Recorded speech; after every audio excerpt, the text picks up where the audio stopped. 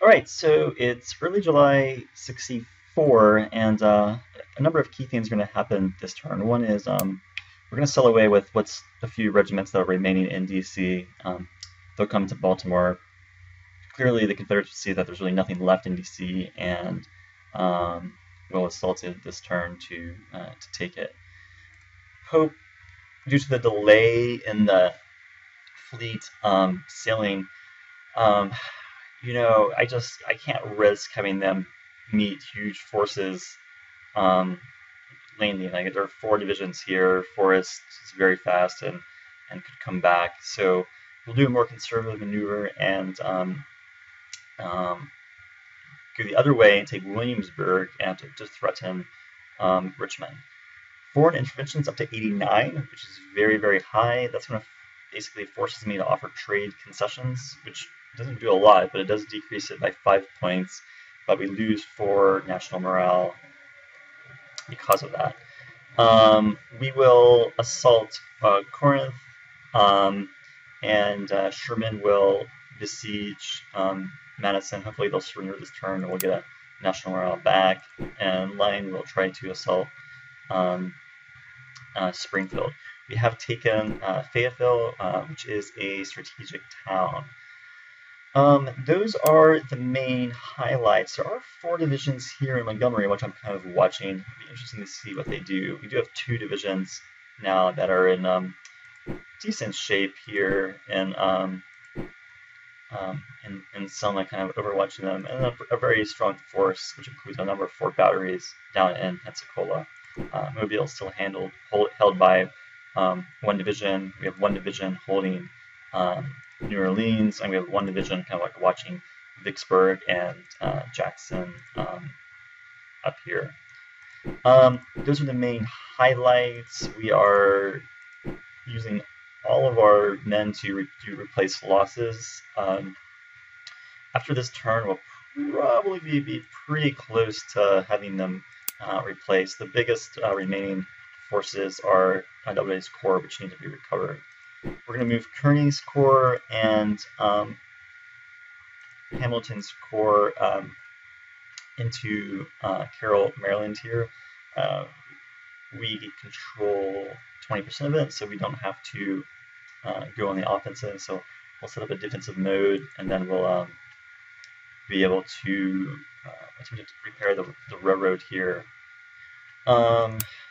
Tennessee is kind of interesting. We have a few divisions kind of just north of the river, and then our larger force is Whipple's Corps here, which is watching Longstreet. Of course, Dix's Corps is also quite large. Let's go ahead and add them in. So what we're trying to do is basically move east, and hopefully we'll be able to cut off Longstreet's force and Holmes' Corps, or at least force them to retreat, which we could take Nashville, which is a strategic town. It looks like they're setting up here in no, excuse me. They're setting forces all over to dig in, and so forth. Okay, so let's run the turn and see what happens. Okay, so our national morale is now at 101. We lost 14 through losing DC and giving up trade concessions. Foreign entry is at 85 now. You can see that Kearny and Hamilton's Corps did move into here without any problems. It looks like a lot of the forces have gone south. Let's see. They did not, interestingly,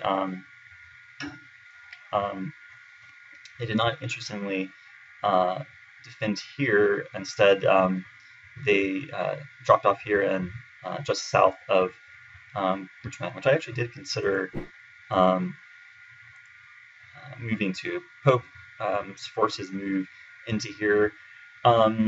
We need to kind of restructure them. We have a couple corps here, and I think we have another 2-star general that we can actually remove from a division command and make a corps commander. So we have a number of options there. It looks like I think it has a pretty large force here in Richmond as well. So a number of interesting things. Several divisions here in Alexandria. So a lot of some very large numbers of forces over here. Here's how things are looking kind of in Tennessee. We have a number of partisan units behind the lines here. Looks like our units are pretty tired, so they'll probably have to turn back. There are now 2 divisions here, so definitely getting some larger forces over here. We did take Corinth without any problem. Sherman is still besieging Madison, and Johnston's force is now holding Little Rock. Those are the main highlights. We took Springfield. There were no battles. There were a number of skirmishes, mainly with some of these different cavalry units kind of all over. We did capture the fort batteries and the coastal artillery here just south of Memphis. Yeah, those are the main highlights. We unfortunately were not able to destroy the railroad, but our force did actually make it back. At least that is a plus. I don't think there's really too much else to report. Looks like one division's left here and gone. We did take back here, and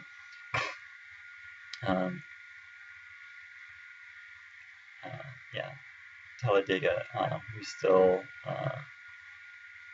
control. So those are the main highlights. Let's take a look at what's happening on a per turn basis. They're getting 35, we're getting 59. So we're still in the positive, and we have a slight victory point lead. But in reality, though, I mean, we need to defeat the Confederacy. I think, winning by a few victory points is not really a win. That's effectively a win, I think, for the Confederacy, unless we're able to take, much more of their territory by next year. Okay, that is pretty much it. So I'll see you next time.